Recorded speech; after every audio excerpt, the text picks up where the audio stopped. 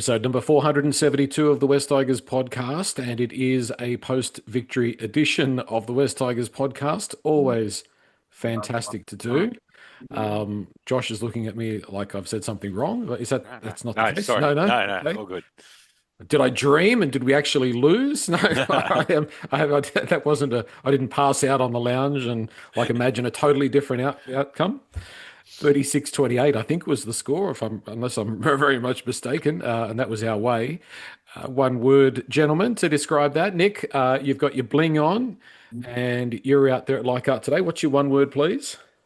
I don't know where to start. I've got too many words. I do have the bling on, so maybe my word will be bling, but maybe Jarome does listen to the pod, and it does seem that, whatever I seem to suggest, that the West Tigers seem to stand up and take note. So I did ask that Romy just stop the dancing and start leading and being a bit more direct, and I thought he was exceptional tonight, along with quite a few others. But let's go with bling, and it's all about Romy tonight.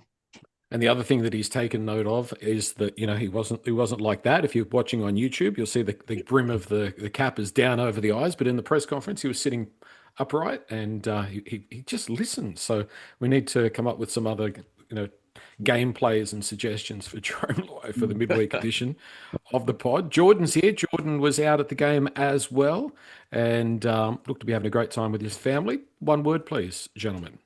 Stefath.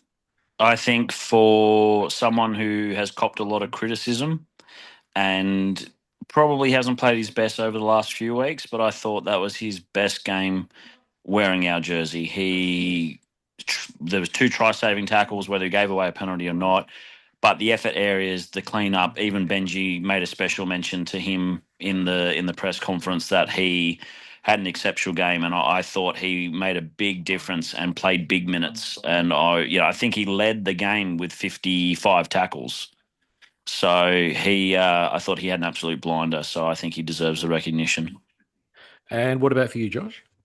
Passion was my word, Joel. I wasn't being able to make it out there. I've been a bit sick this weekend, with the round wasn't able to make it. But watching it on TV, the passion of the fans, the passion of the team, and I was also going to call out our most passionate player, not often our best, but tonight one of our best, Alex Seyfarth as well. So Okay. I thought, he's a guy that shows passion, but not always ability. But today he combined the two and was sensational for the Tigers. So, but I think the passion of the crowd, the passion of the team, and the passion that is Leichhardt was wonderful today. So great day for the club.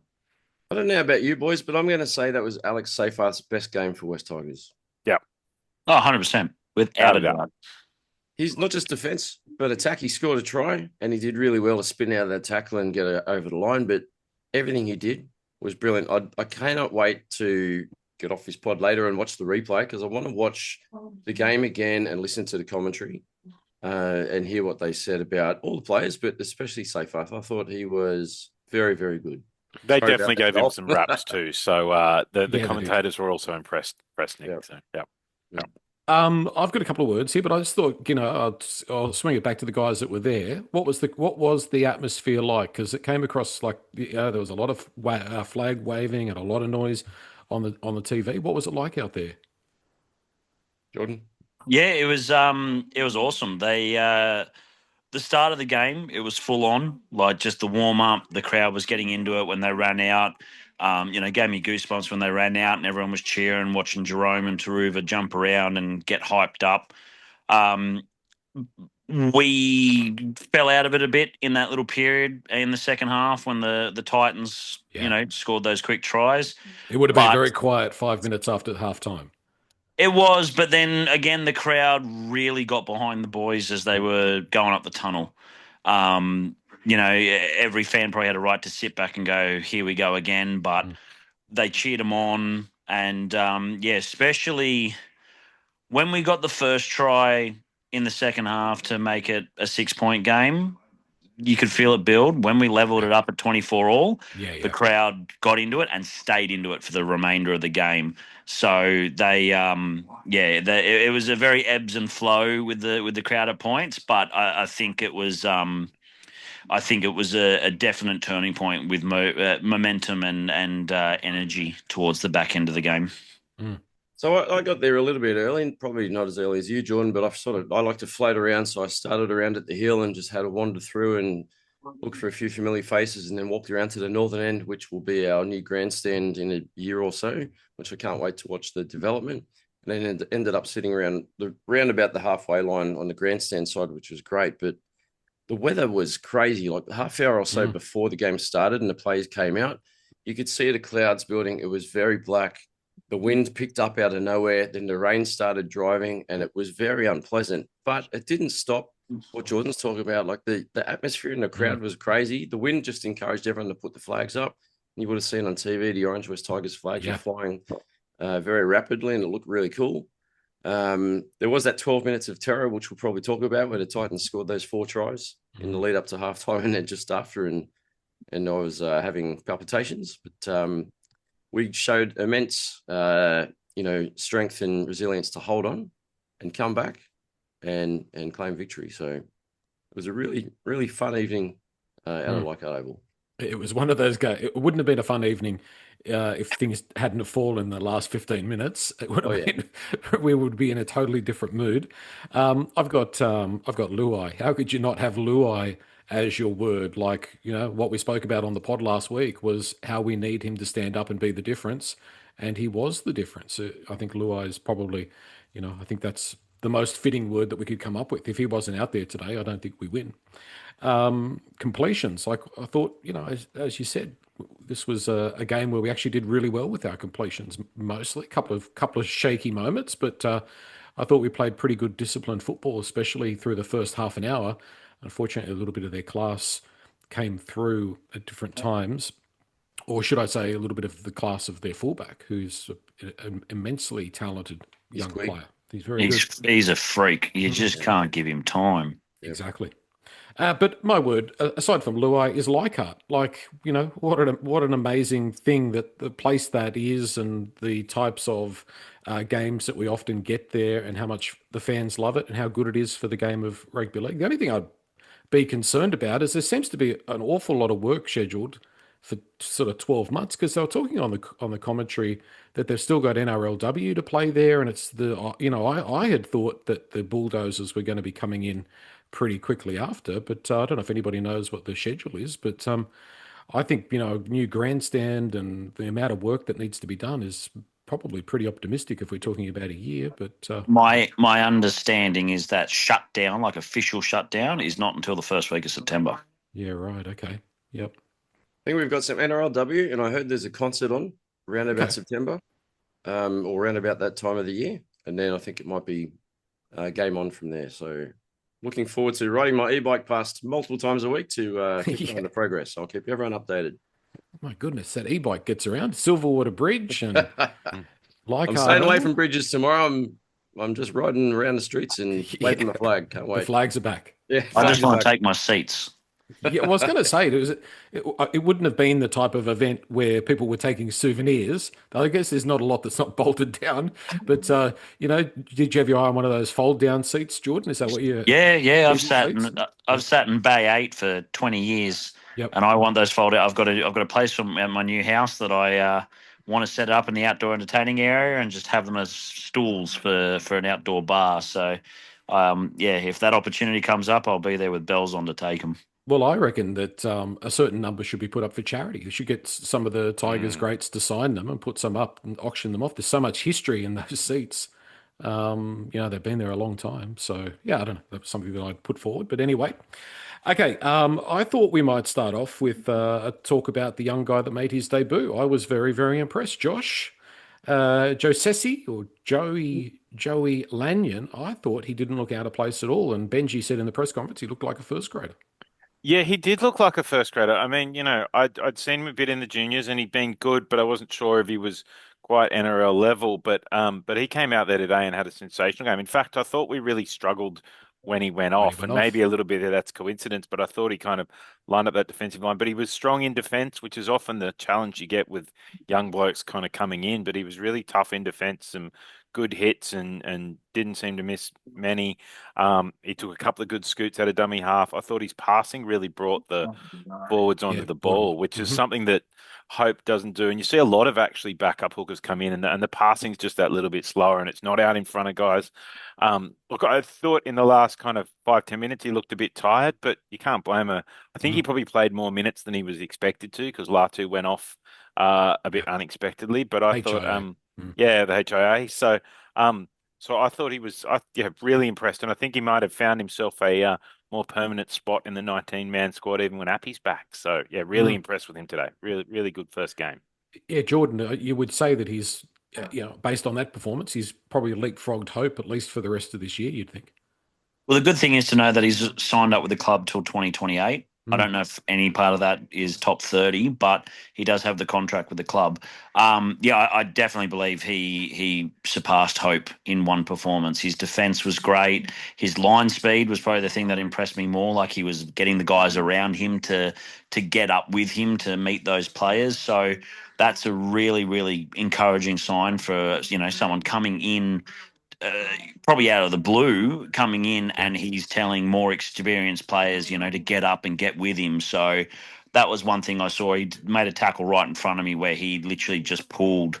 I'm pretty sure it was Bunty Afoa with him and just got him to go like get up, hit him, and Mm. yeah, he's got good technique, better service, and as our coach said, he looks every bit of a first grader. So hopefully that he'll just develop as we go on, and we found a backup hooker. Sorry. That's the first time I've seen Lanyon play, Jordan, and what I was impressed with was his all of what you've said, but also his physical presence. Mm. Like he's got Yeah. a lot of physicality. Joel's favorite word about him.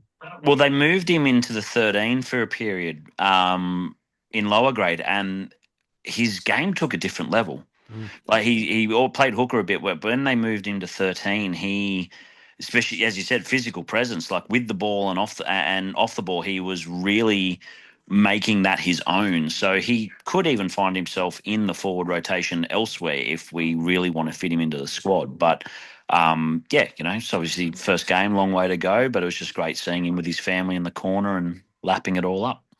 It wouldn't be bad having a guy that, probably not a direct comparison, but a Brandon Smith type player who, you remember at his best, he was very adaptable. He could play hooker if Cameron Smith was out, and they didn't seem to lose an awful lot, but he also could play more of your traditional forward role and always did a good job. And maybe that's sort of Lanyon is that potential utility player that we've been looking for. Maybe could play a bit of lock, could play hooker, and maybe potentially play on an edge.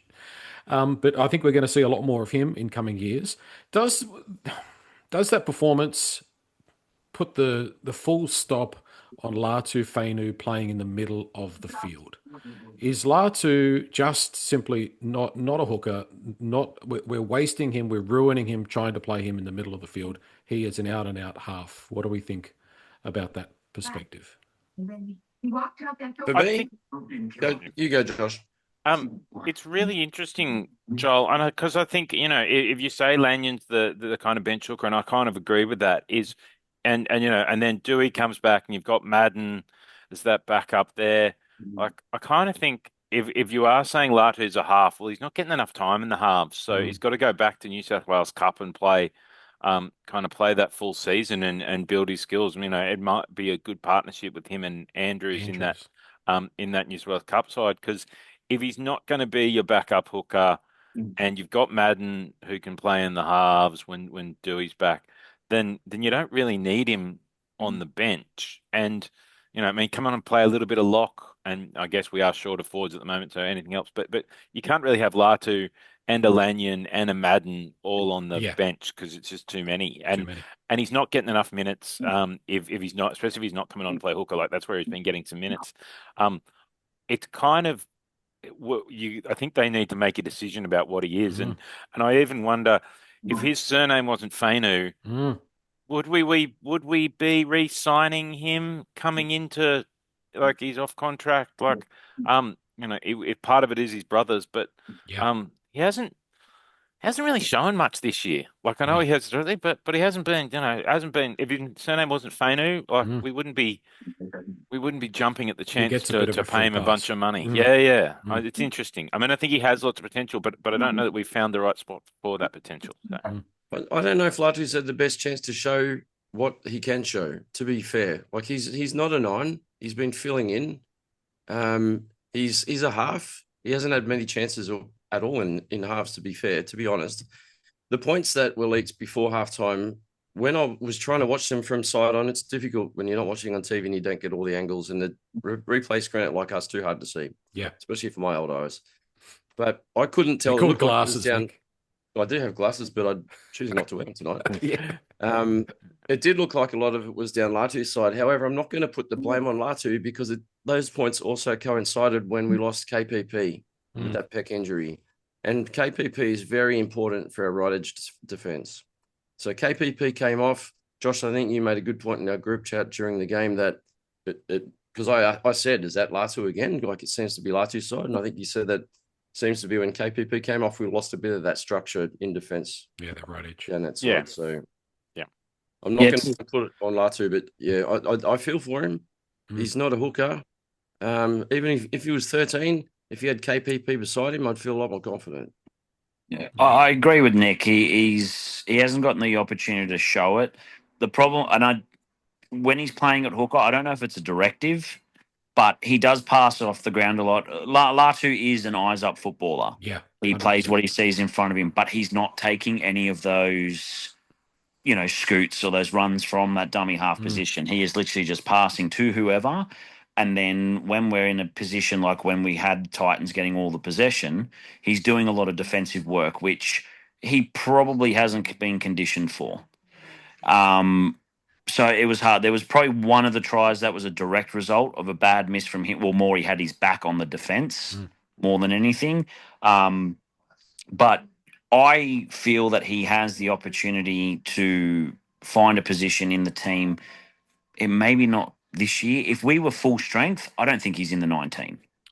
If we were full strength and we had everybody on board, I don't think he's on the 19. He's plying his trade in New South Wales Cup with Andrews, which at the moment with all the injuries is sort of kind of probably not allowing that to happen. But I'll be interested to see once we start getting the likes of Dewey back and everyone else. But our back row stocks are absolutely thin. Ethan Roberts is in a moon boot at the moment, and now we've got KPP with a pec and still Samuela quite a few weeks away. It's not great. Jordan, just quickly, that's one halves combination I would like to watch is Latu and Javon Andrews. If that happens in Cup, I'd be really interested to see how the two of them work together. I'd be excited to watch that too. It would be, I think they would complement each other very well. Yep. But yeah, I just think at the moment with obviously Appy and Origin and other injuries and stuff, that's why he hasn't really gotten back into Cup for the moment. There's probably a good argument to say, and I don't know how Latu feels about this, but go back to Cup, work with Javon Andrews for 12 months, because there's going to be a place coming up in 28. And, Dewey is doing a great job, but probably may not be long-term halfback, maybe. So there could be that opportunity. But develop your game. Well, he's still only sort of 19.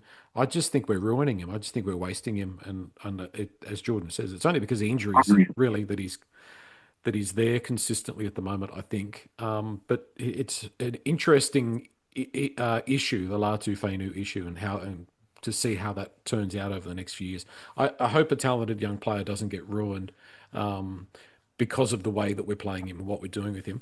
The other side of it is he might be determined to just play first grade in some capacity and doesn't want to play New South Wales Cup, but that may not be the best for him either as well. So I don't know. We'll wait and see.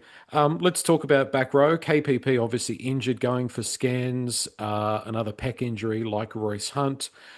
Could be a few weeks, could be the year. So what are we looking at here? Suker and Sione, I suppose, Josh, are your best bets?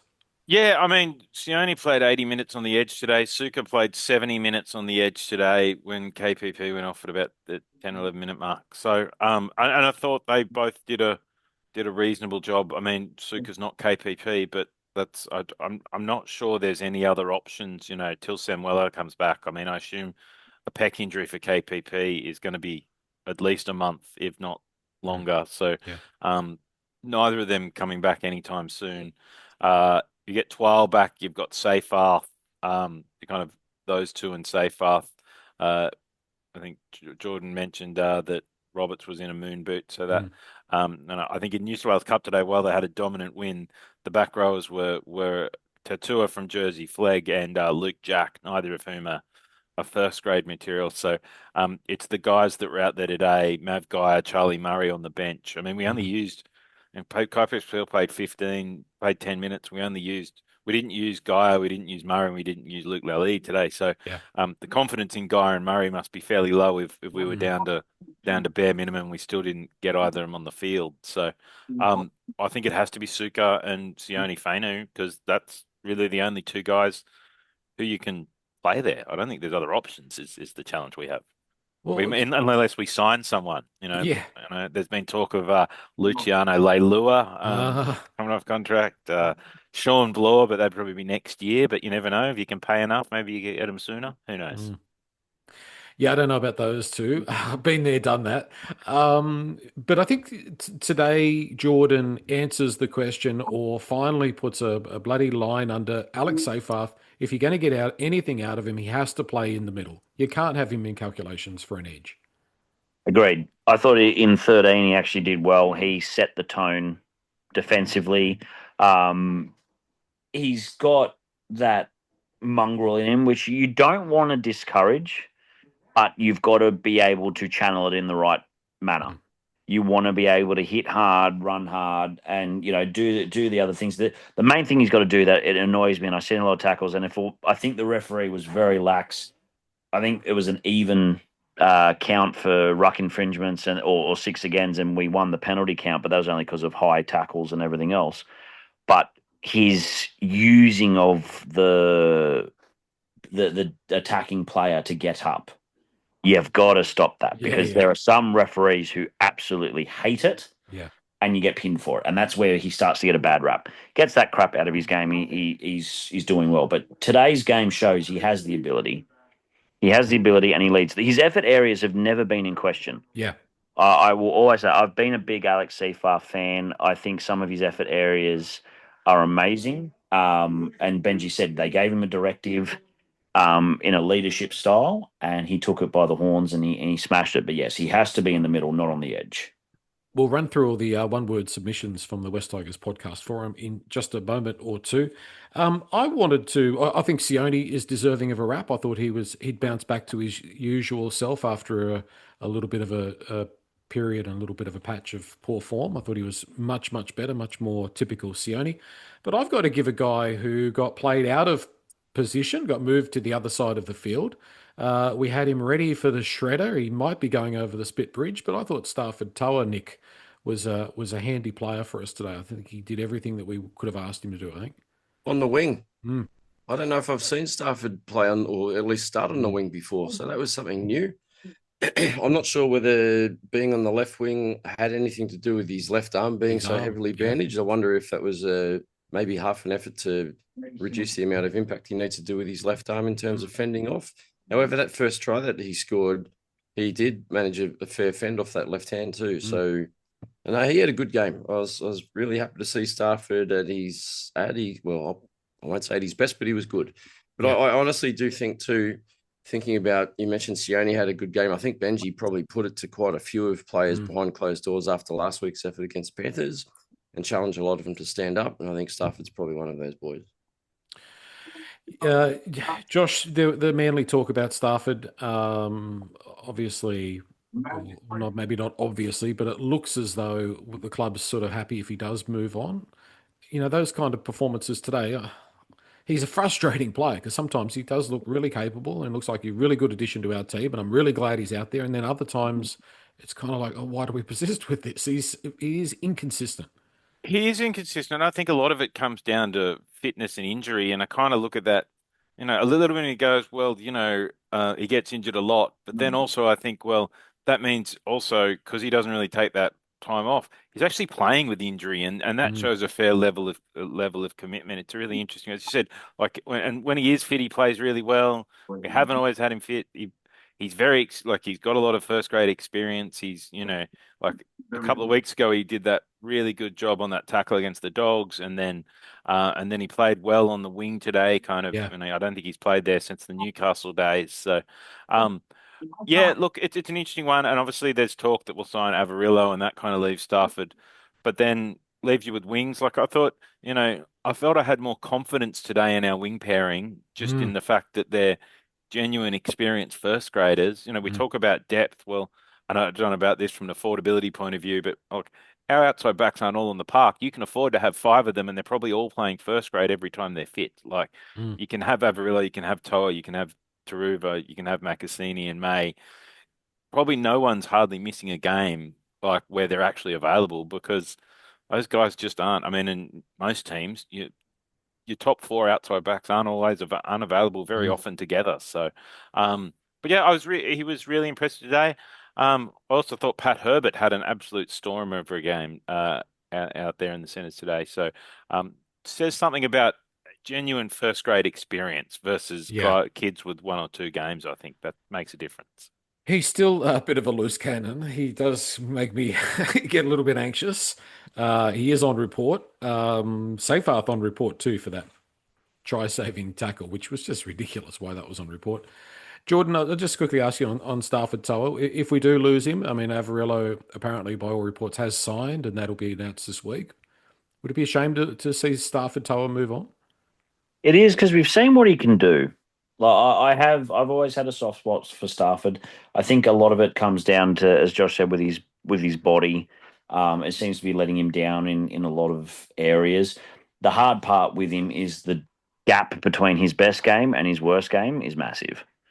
He has the ability and he shows it. I think we all remember that game against the Cowboys where he absolutely barfed Valentine Holmes, and we all thought, well, great. He's starting to find his mojo in first grade, and then obviously he's had injury after injury. I don't think we're going to miss him if he does go to Manly. Avarillo has a lot of pace and offers a bit.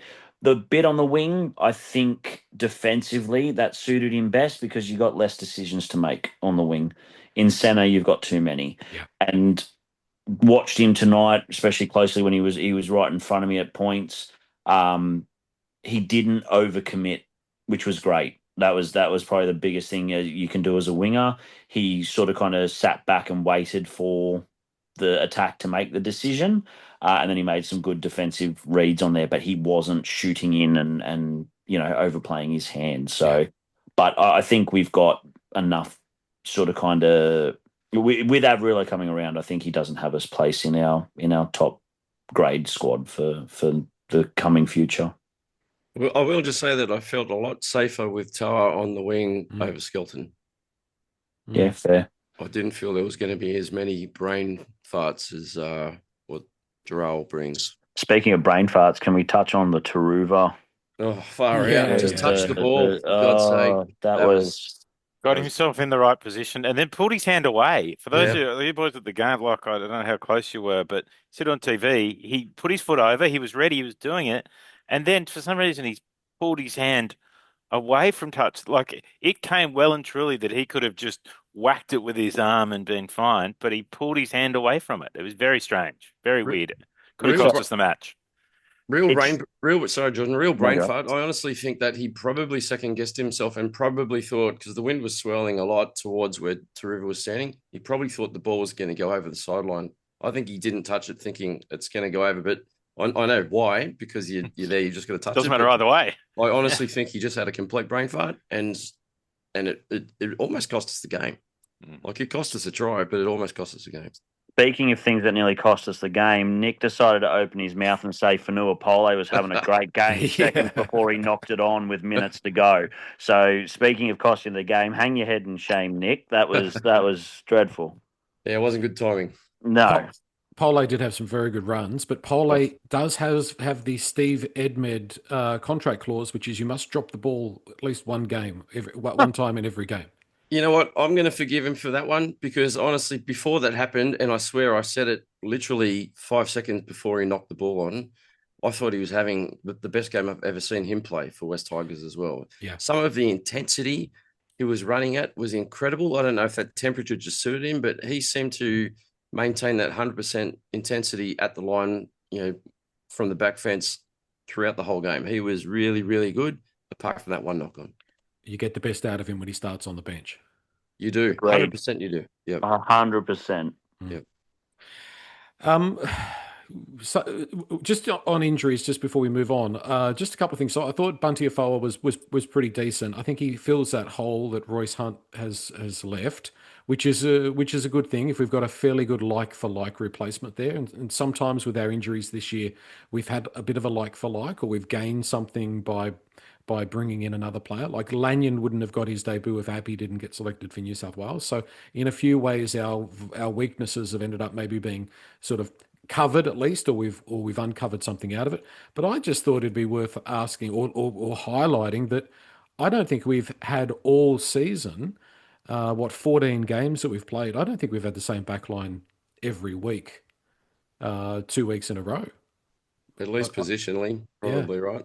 Yep, I think so. That's Yeah, how. I'd say that's how max maybe 2 games in a row. We've produced the same backline if we were lucky. Yeah, it seems a lot of chopping Well, I and changing. think only Taruva's probably played the whole season, and he's probably played in Yeah. 3 or 4 different positions if you include centre. Well, he's played centre, wing, and fullback, and probably different versions of each of those too. So, it's been a crazy rotating chairs in that back line. So, we weren't far off today. What I think might be our full strength back line. If you had Dewey in, I think that'd be probably the one I'd pick. Given the experience, I might leave Macassini out of my full strength back line. So.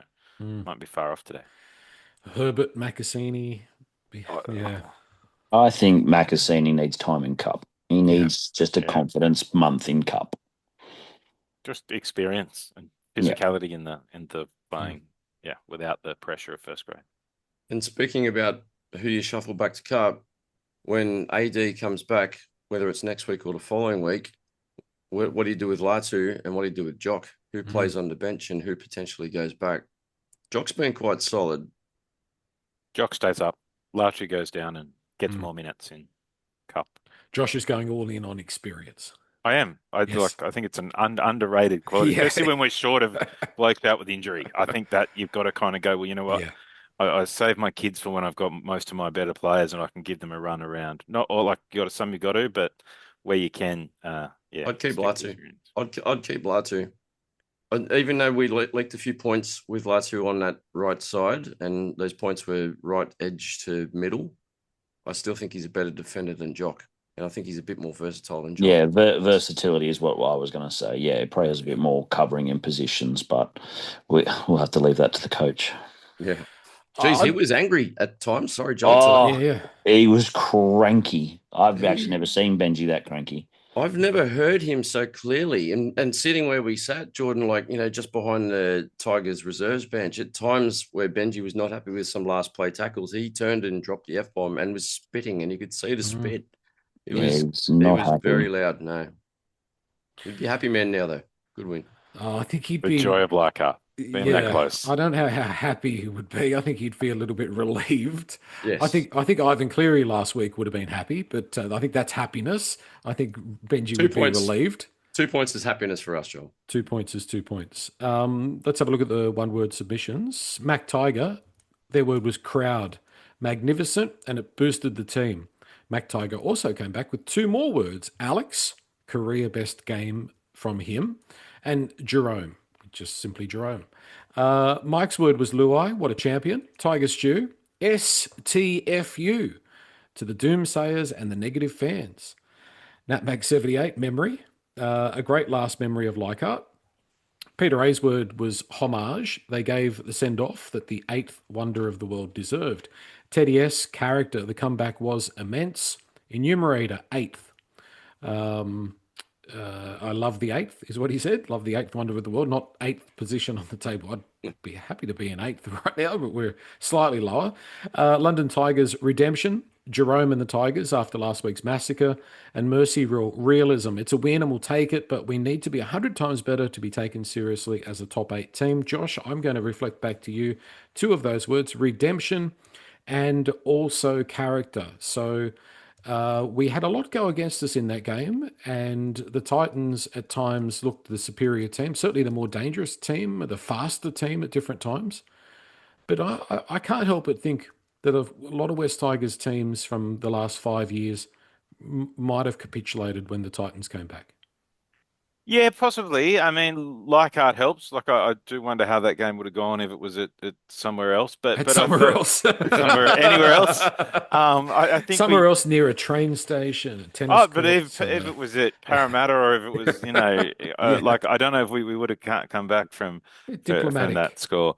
Um, but look, we did, and we showed character, and we came back. I thought all night too. Like even we had 90% completion. Like the guys that they clearly played a simpler kind of game, and the Gold Mm, Coast got a couple of tries. I mean, they got one where Buller was ruled to have knocked on when actually it was a Titans leg, and we didn't challenge it. And they got one mm, where Taruva you know, should have just touched that ball. So I think the score flatters the Titans a little bit, and they had a good 10 minutes before half time with those three. Like Nick before, on my group chat with mates, I'd just gone on a bit about how I'd always choose Buller over Kinney, and I wasn't so impressed with Kinney at about the 30-minute mark, and then mm. he had three breaks that led to tries. Just after, so I do apologise to all West Tigers for that. Um, but yeah, look, I thought we showed great character to kind of push through and come back and win that. Jerome taking the lead. I thought Buller was very good. Our senior players stepped up. Terrell May, 80 minutes Mm. again or 78 minutes and 230 meters. Like I thought our senior players stepped up and took a leadership role, and that kind of shows character. And it shows a bit of resilience under pressure.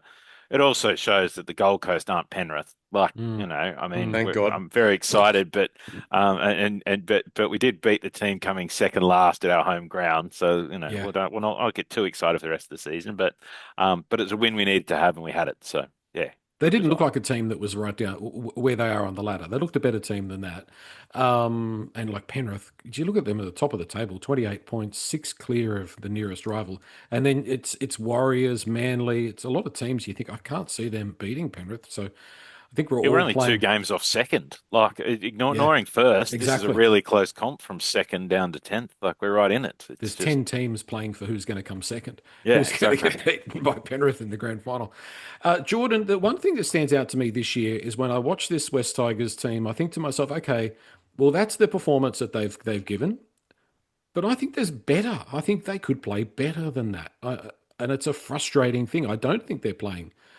Maybe some people in the team are playing at their potential, but I think the team could play better than that, if that makes sense. There's more potential there. Definitely. We go back to that first month of the season where we're playing 80-minute performances and we look like a different team. We seem to have hit a bit of a wall at the moment. I don't know if it's conditioning, the chopping and changing of places and people coming in and out of the team doesn't help, Mm. but we don't look the same as what we did. But we are missing some very important and key components. Alex Twall makes a huge difference to our defensive Yeah. structure. And then obviously Sam Fainu made a big difference to our attacking threat and just presence on the field. So they can play better. There is the ability to play better. We just seem to be, I think there's probably 4 or 5 players out there carrying injuries. Mm. They always seem to be getting up a bit slower, a bit sore. And yeah, now we just got another, long-term injury added to the list tonight. But it's there. We have my biggest concern is if we don't jag probably 4 or 5 wins over the next 6, 7 weeks, that end period where we're traveling away a lot is going to be tough. And we don't want to be relying on, winning the last round of the year to make finals. We want to be making that sort of kind of having that ability or that breathing space 3, 4 weeks prior. So, but hopefully we'll be a bit more full strength by then. Mm. I'm going to prophesize a ninth place finish. I can obviously we're doing better than we have done the last few years. Nick's doing the math. Well, I haven't actually. I'm just thinking in my head, just the way we're going. I actually think we are playing well enough, but like you were saying, Jordan, missing a few cattle. Sam Fainu is a massive out that we've had now for a while, and we're going to continue to have for a number of more weeks. Kai Pearce-Paul on the other edge equally is much a loss now, potentially for the season. Adam Dewey, we've been missing him for a while. He's a huge out. He was killing it in the 7-jumper.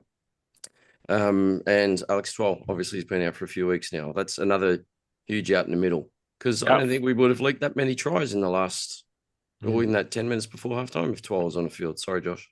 Our forward pack is decimated, I think is reasonable to say. Like, Yep. Today we were missing Appy at hooker, effectively missing Kai Pearce-Paul and Sam Weller on an edge, Twal at lock, Royce Hunt off the bench. Like, Yep. that's probably 5 of your, starting 17 pack of, 6 or probably eight guys. 5 of your 8 guys are out. So, it's a big hole, and we don't have the greatest depth, but I'm not sure any club has the greatest depth to miss 5 of their, probably top 7 or 8 forwards. So. And this is the only fear that I have why we may miss out on the 8. It's not going to be through lack of effort, and I'm not going to take last week as an example. I think it's going to be just unlucky with the injuries. I think we're just extremely unlucky already. And the way it's going, like you're saying, Josh, we're tapping into the depth and it's scratching the surface, right? Like, it's going to be hard. It's going to be really hard to get the amount of wins that you're holding up, Joel, every week. I hope we can do it. It's going to take a hell of a lot of mental fortitude to be able to put ourselves in a position to be playing for a semi-final spot. But I pray we can. We've got some hard games coming up. Next week's going to be very difficult against Dolphins. I think we've got the Dragons in a couple of weeks. So there's opportunities, but like we saw today, no game's going to be easy. So it's going to be a tough road. Yeah, 5 from 11 to get us to 30 points. But the more the season goes on, the more I think we're going to need 32. Especially with the for and against now going out the window on a couple of occasions. So it's a really, really big challenge. If we're at full strength, I'd say we're running downhill. I think we'd ace that easily. Yep. But every week we seem to be losing another player, and that is the curse of the season so far, unfortunately. Albeit, as Josh always says, we've got the Dragons a couple of times. The Knights who are getting better. There's a few winnable games in there. So I'm not calling the season because I certainly would have been calling it if we'd lost. But Josh, I mean, I think we're in agreement that there's still hope there, and I'd rather be not this many forwards, but if you asked me, I'd rather lose a couple of forwards than the backs, and the backs, albeit look a little bit injured, but at least we're kind of sort of full strength there. Benji was talking about, he was asked about Adam Dewey. He said he won't be back this week, but he might be back the week after that. You get Dewey back, and I think we've got a couple of decent props. We've got some options there. I think we're still alive at the moment. Yeah, absolutely. I think today was really important. I think, when we've got Dolphins, Knights, Dragons, Warriors, if we can win 2 of those next 4 while we've still got a bunch of guys out, I think that'd be a great result and put us in contention. And then kind of you get to round 20, Will Twal's back and Sam Weller's back and Dewey's back, and hopefully we don't get any more significant injuries. Hopefully KPP's isn't for too long. You kind of got a bit of a run there where, and it's probably looked bad at the start of the season, but you got the Dogs, the Raiders, the Eels, the Dragons. Like, that's 4 games in a row. But if you're going to make finals, those 4 teams are in the bottom 4. I think that is the bottom 4 at the moment. So if you kind of take those 4 games there, and then in the last round, you've got, well, it sounds horrible. You've got Penrith, but they're already 6-8 points clear. They're going to be resting virtually their whole side in that last round, you'd imagine. So all of a sudden you're playing the Windsor Wolves. So I hope they rest the Windsor Wolves too. That's it. But so I think we're definitely still in a chance for final if we can scrape a couple in this injury ravaged period. And other teams have got, the advantages. Other teams are getting injuries. Like, I think Katoa's out for the Dolphins next week, and Azako's out, and so if you get, we talk about us having a lot of injuries. If you get a couple of those teams when they're missing a bunch of guys from,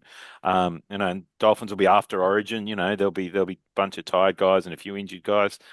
Maybe we scrape that, and then we beat the Dragons, and all of a sudden some other teams are injured, and we're kind of hitting form with a full strength team back. I feel like we're gonna make the 8 as long as new injuries don't start occurring. I think we've probably had our run of bad luck. Just need to stop getting injured. So. And you'd imagine that Appy will be back for the Dolphins as well. Mm. So Yeah, that's Hopefully he's fresh. exactly. Nick played golf with Appy. In case you missed that, Did I? we need. Yeah, I think we definitely need. Yeah, and it's funny how we've gone through 45 minutes and I haven't heard anybody else talking about this, but we just did it without Appy Coruscant as well. Like you got to Only factor our in. second time since he joined the club. Yeah. Yeah. Tristan Hope out. Josese Lanyon in. Key move. Yeah. Key move. Well, So- Benji had faith in him. He started him. Didn't put him on the bench. He started him. He So was that's really a- good. Yeah. And Jordan, we were sitting very close, mate. But when I don't know if you saw it, but when Josese came off for his first spell, Benji walked up and gave him a fist bump. Like there was a few other players came off for a rest, and Benji might have said something, but there was no physical interaction. Obviously, Josese's first game was a massive occasion for him, but Yeah. there was a good acknowledgement there from Benji. So I think Josese was very good, and I actually think I hope he gets another crack. I could see him being a bench 9, even to fill in for bits and pieces if required. So, And I will say he didn't run a great deal today, which first game, totally understandable.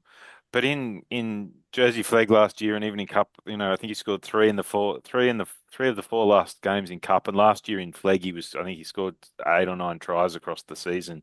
He's a guy who can get out and score a try down in the middle. He's has some talent.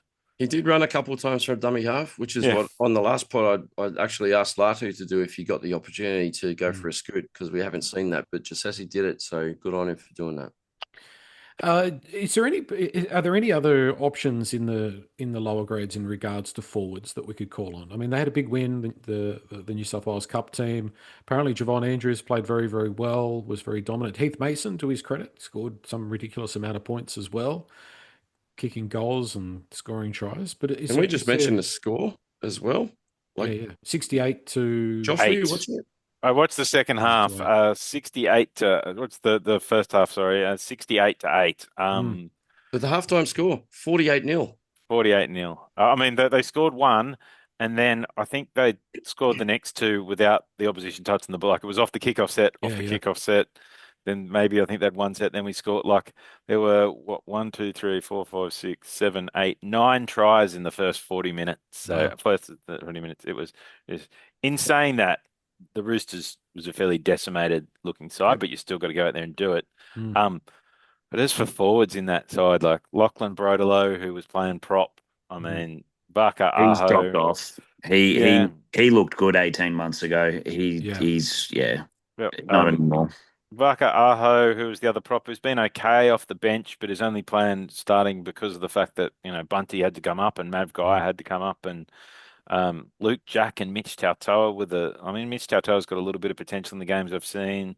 Luke Jack's a bench New South Wales Cup player. Letty Samuela at the lock, and then the bench for the New South Wales Cup. That was our.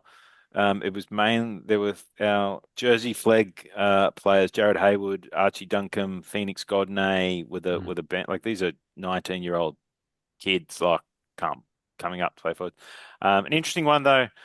Peter Tateo, who played Cup for us and was quite impressive last year, went over to the Jets and actually came back to the Tigers. This is his first game back for the Maggies. So, honestly, looking at that New South Wales Cup side, if I was to pick one of those guys, having watched quite a bit of it in the last 18 months, he'd be the one the only one who get probably big enough and strong enough and physically kind of competitive enough to play. But is he the one from the Raiders? Yeah, Raiders came to us last year and then went off to the Jets this year, played 4 or 5 games for them. And I think maybe with all our injuries, we've kind of, spent a bit of money to bring him back in Cup. But I agree with you, Josh. I think he's probably the only one in New South Wales Cup I'd actually give a crack in first grade if needed. Luke Jack, only if absolutely desperate. Yeah. I mean, I think it's Guy and Murray who were unused on the bench today are probably the best of the New South Wales Cup level forwards, and there were circumstances last week and everyone was bad, but I think that's probably your options, to be fair, in NRL. So against the Dolphins, we're looking at a bench of, you would presume things stay the same. Pole, Suka starts, and Murray and Gaia. Still, there's one sort of, I think we need a little bit more muscle somewhere there off that bench. But anyway, we'll talk about that on the midweek pod No doubt. Just wrapping up Benji's press conference. He was extremely proud. Called out Leichhardt, Luai, and Lanyon for praise. He said there was a lot he didn't like, but there were some good things to take away from it. He said the KPP injury was devastating. And he said we've got to keep building on the season. And to their credit, to a degree, we have done that. We haven't packed up. We've kind of faced the adversity, and most of the time, or a lot of the time, 7 out of 6, 7 out of 14 times, it's 7 out of 13 times we've won. So I guess you could say that we've just got to continue on with that. Yes, Nick. Well, I just want to say too, today was one of those days where it was a bit of an occasion. Like we had something to play for. It was our last Leichhardt game before the redevelopment. It was the last Leichhardt game from the old Leichhardt that so many of us have walked into for decades and decades to watch our beloved team play in. We usually lose those games. And it looked like we were going to go down that path again. I was sitting there in the wind and the cold and the rain, and I was so cold. And we were losing in the second half. I was thinking, this is bad. Like, this is just so typical West Tigers. I'm going to go home miserable. I'm going to have to be on this pod. I don't want to do it. And then we lifted. And we did the impossible. Jarome Luai stood up, scored 3 tries in that second half. It was incredible. The last 3 tries. The last 3. Yeah. And it was just, it was another magical Leichhardt experience. So just so happy that it went that way, as we all are. But yeah, sad not to go back there for a year and a half, but it was a nice way to send her off. Leichhardt holds a lot of happy memories and a lot of memories for Nick. He's been going there for 7 decades. So, all right, boys, thank you very much for your time, and great to do a post-win edition. Before we do, Yeah. I bumped into a fan of the podcast. His name's Noel, not Joel, but a Noel. Noel. At my local cafe, the Black Sheep Cafe down at Rydalmere, just down the bottom of the hill from my place. He's a lovely fella. He spoke very highly of the podcast. So, Noel, I know you're listening, mate, so it was really nice to meet you, and hope to see you down there for a flat white before too long. Thank you, Noel. All righty. Thanks, guys. We'll catch you soon. Thanks, boys.